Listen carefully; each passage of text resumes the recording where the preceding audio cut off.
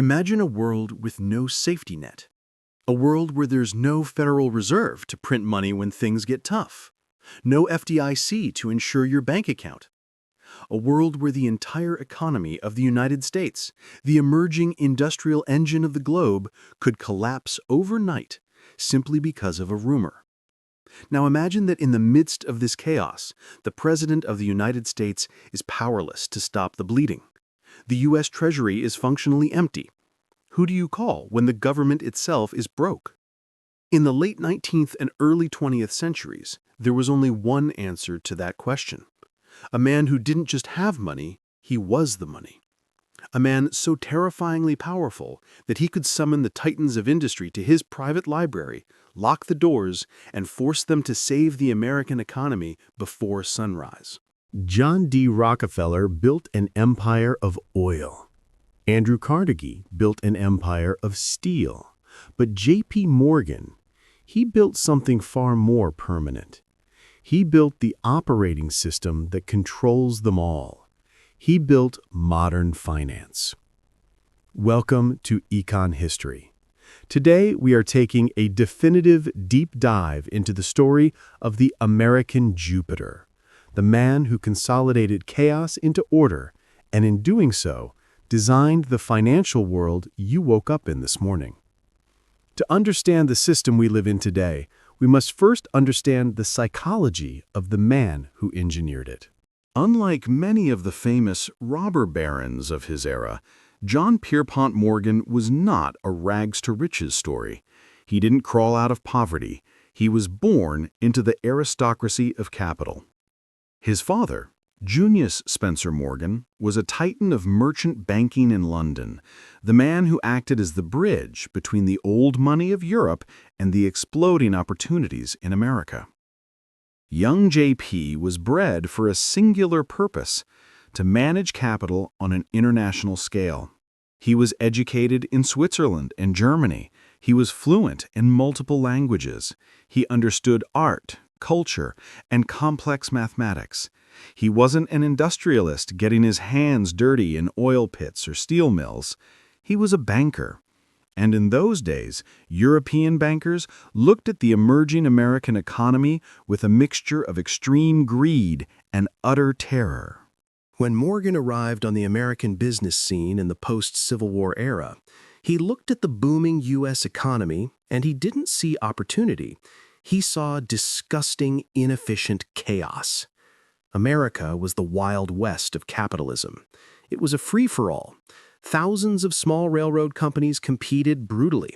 They built parallel lines to the same destinations, undercutting each other's prices until they all went bankrupt. Factories overproduced goods, leading to massive price crashes. The boom and bust cycles were so violent that every 10 years, half the country's wealth seemed to evaporate. To Morgan's orderly, mathematical mind, this ruinous competition was a sinful waste of capital. It was uncivilized.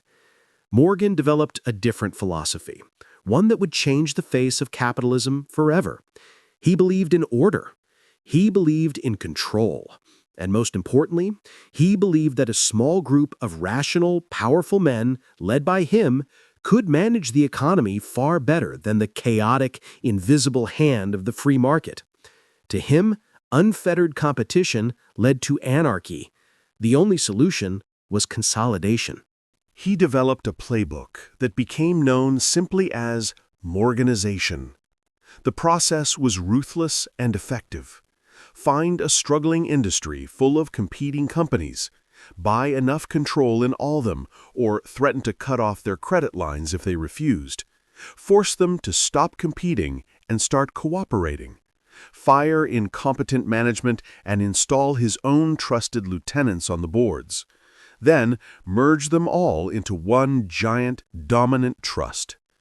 The goal was simple: stabilize prices, usually by raising them, eliminate redundancy, and ensure massive, predictable profits for the shareholders, the most important of which was always the House of Morgan. He didn't create industries, he conquered them with a checkbook. By the 1890s, Morgan was the undisputed king of Wall Street. If you wanted to do a deal that changed the world, you didn't go to Washington, D.C. You went to 23 Wall Street, just across from the New York Stock Exchange.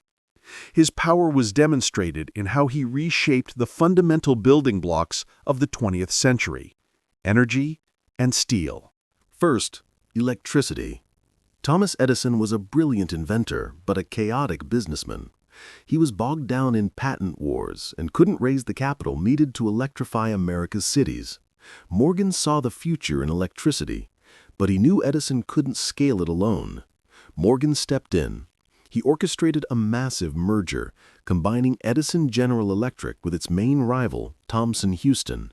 The result was General Electric, GE, a corporate behemoth designed by Morgan to dominate the electrification of the continent. In the process, Edison's name was quietly dropped from the title, and the inventor was slowly pushed out of active management. The banker had taken over the inventor's dream to make it profitable. It was a recurring pattern. Innovators created, but Morgan controlled. But his absolute masterpiece was steel.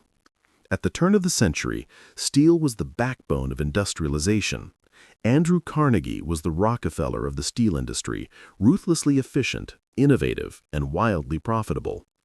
Carnegie's philosophy was to cut prices so low that no one else could compete. This was the exact opposite of Morgan's philosophy of high, stable prices. The two giants were on a collision course. But Carnegie, aging and reflective, wanted to retire to philanthropy. In 1901, at a dinner party, Carnegie's right-hand man, Charles Schwab, gave an impassioned speech about the future of a consolidated steel industry. Morgan, usually taciturn, watched him with those piercing eyes from the corner. After dinner, Morgan simply said to Schwab, "If Carnegie is willing to sell, I can make this happen." The deal that stunned the world happened fast. Morgan bought out Andrew Carnegie's empire for a staggering $480 million. It was an unimaginable sum at the time, equivalent to hundreds of billions today. When Carnegie received the check, he reportedly told Morgan, "Congratulations, Mr. Morgan, you have just retired the richest man in the world." But Morgan didn't just buy Carnegie's company. He took it and merged it with its biggest competitors to form U.S. Steel. It was the world's first billion-dollar corporation. Its capitalization was double the entire annual budget of the United States government. Think about that. A private citizen created a company that was, financially speaking, twice the size of his own government. U.S. Steel controlled 60% of all American steel production. This moment marked a pivotal shift in history. It was the moment when financial capitalism officially took control over industrial capitalism. The bankers were no longer just lending money to the factory owners. The bankers owned the factories. This established the structure of the modern economy that persists today, where Wall Street sits above Main Street. However, Morgan's true power wasn't just in building corporations. His terrifying reality lay in his ability to act as the de facto government of the United States in times of crisis. In the absence of a central bank, he was the central bank. Twice, J.P. Morgan single-handedly saved America from total economic collapse. The first time was in 1895. Following a severe economic depression in 1893, investors panicked. At the time, the U.S. dollar was backed by the gold standard. Anyone could trade paper dollars for physical gold from the Treasury. As distrust in the government's solvency grew, people and foreign investors started draining the Treasury's gold. The government's gold reserves were free-falling. If they hit zero, the United States would default on its international obligations. It would be national bankruptcy. The dollar would become worthless internationally, and trade would cease. President Grover Cleveland had no options. Congress, paralyzed by partisan politics, refused to act. The nation was days away from the cliff edge. In desperation, the President of the United States had to do the unthinkable: beg a private banker for a bailout. J.P. Morgan arrived in Washington in his private train car. The meeting at the White House was incredibly tense. President Cleveland was hesitant to cut a deal with the symbol of Wall Street power, knowing the political cost. Morgan, with the calm demeanor of absolute authority, crushed his cigar and presented the president with terrifying data. He revealed that the government had less than $9 million in gold left in its New York vaults. At that very moment, a single check for $10 million was being presented against the Treasury. Morgan told the president, "The government of the United States will be bankrupt before 3 o'clock today." The room went silent. The president accepted defeat and asked, "What do you suggest?" Morgan laid out his plan. Using an obscure, forgotten Civil War-era law that allowed the Treasury to buy gold in emergencies, Morgan and his international banking syndicate, including the Rothschilds in Europe, agreed to lend the U.S. government $65 million in gold to stabilize the currency. More importantly, Morgan pledged his personal influence to stop the run on gold. The president accepted. J.P. Morgan had essentially privatized the national debt. He saved the dollar. The news that Morgan was involved was enough to calm the markets. It was the ultimate demonstration of his power. His personal credit was stronger than the credit of the United States government. But the greatest theater of his power was yet to come, the crisis of 1907, known as the bankers' panic. It began with a failed attempt by speculators to corner the copper market. When the scheme collapsed, the banks that had funded it failed. Panic spread like a contagion. Trust evaporated instantly. People across New York lined up for blocks to pull their life savings out of banks and less regulated trust companies. But the money wasn't there. The banks had lent it out, and the markets were crashing. There was no Federal Reserve to inject emergency liquidity. The American banking system was facing total liquidation. At the time, Morgan was 70 years old and semi-retired, enjoying his vast art collection in Europe. But when news of the crisis broke, he rushed back to New York. He was the only authority figure the public and the bankers trusted to take charge. He set up a command center in his magnificent private library on 36th Street. He assembled teams of young, brilliant bankers to examine the books of failing institutions overnight. He had to play God, deciding which banks were sound enough to be saved and which ones would be allowed to die. The climax of this drama occurred on a Saturday night. Morgan summoned the presidents of the city's biggest trust companies to his library. He told them they needed to pool tens of millions of dollars of their own money to bail out the weaker institutions and stop the panic. The bankers argued. They stalled. No one wanted to risk their own capital to save a competitor. They debated for hours, while Morgan, disgusted by the chaos, sat in another room playing solitaire, chain-smoking cigars. When he realized they wouldn't reach an agreement on their own, Morgan did something only he could get away with. He ordered his guards to lock the front doors of the library. He pocketed the key. He held the richest men in America hostage in his study. He told them bluntly that no one was leaving that room until they agreed to his bailout plan. The pressure was unbearable. These were men used to giving orders, not taking them. But against Morgan's iron will, they crumbled. Finally, at 4:45 a.m., as the sun was rising, they surrendered. One by one, the exhausted bankers signed the papers, committing the funds necessary to save the system. Morgan ended the panic by sheer force of will. The next day, news of the bailout calmed the public. He had saved the system again. But this time, the aftermath would be different. The panic of 1907 saved the economy, but it terrified the American public and its politicians. The realization that the fate of the entire nation rested in the hands of one unelected private citizen was too much to bear. The question everyone asked was, what happens when Morgan dies? Who replaces him? The system needed an institutional safeguard, not a personal savior. The supreme irony of history is that the ultimate result of Morgan's bailouts was the creation of the government agency designed to replace him, the Federal Reserve. After 1907, Congress launched a commission to study banking reform. Their conclusion was that America needed a central bank to provide liquidity in a crisis, exactly the role Morgan had played. The Federal Reserve Act was signed in 1913, just months after Morgan's death. The Fed is, in essence, the institutionalization of J.P. Morgan. When J.P. Morgan died in Rome in 1913, flags on Wall Street were lowered to half-staff, and the stock market closed for 2 hours, an honor usually reserved only for heads of state.